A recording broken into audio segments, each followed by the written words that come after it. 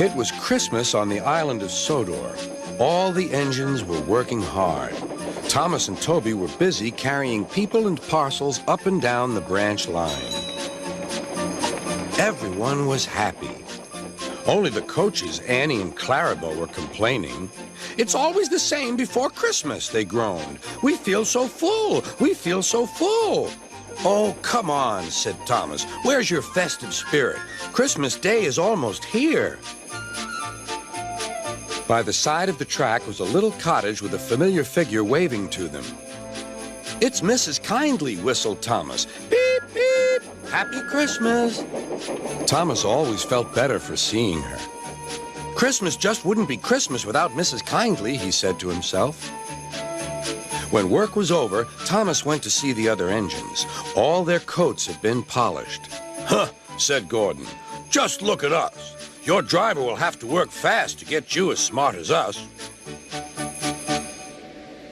"Never mind that," replied Thomas. "I've something important to say. Do you realize it's been a whole year since Mrs. Kyndley saved us from a nasty accident? Do you remember when she was ill in bed and—" "Yes, of course," interrupted Edward. "You told us how she waved her red dressing gown out of her window to warn you about a landslide ahead."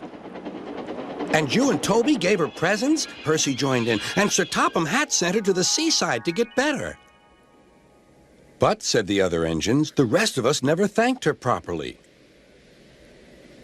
"Exactly," said Thomas. "So now I think we should all give her a special Christmas party." Everyone was getting very excited, and the drivers felt sure that Sir Topham Hatt would agree, as indeed he did. The engines were all busy making plans when silence fell. Sir Topham Hatt had bad news. "The weather's changed badly. Mrs. Kyndley is snowed up. Toby says he'll help to rescue her. You must help too, Thomas. There's no party unless you do." Thomas hated snow, but he said bravely, "I'll try, sir. We must rescue her. We must." "There's a good engine. You and Toby will manage splendidly." Thomas charged the snowdrifts fiercely. Sometimes he swept them aside, sometimes they stuck fast, and the men had to loosen them.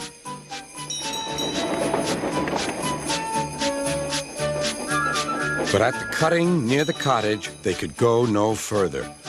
"Look at that!" exclaimed Thomas's fireman. "Beep, beep! Here we are!" An answering wave came from an upstairs window.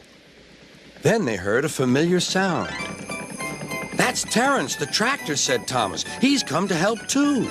Sure enough, Terence had a snowplow and was working hard to clear a patch to the railroad line and safety.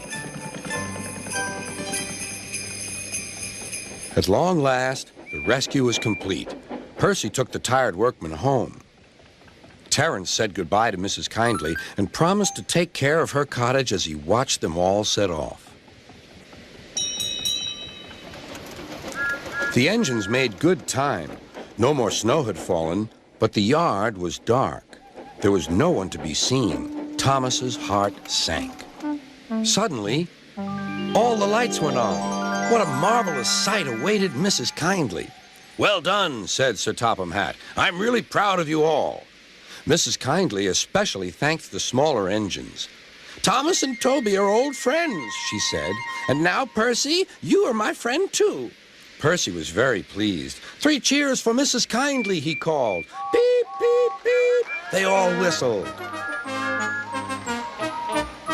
"We wish you a Merry Christmas, we wish you a Merry Christmas, we wish you a Merry Christmas and a Happy New Year."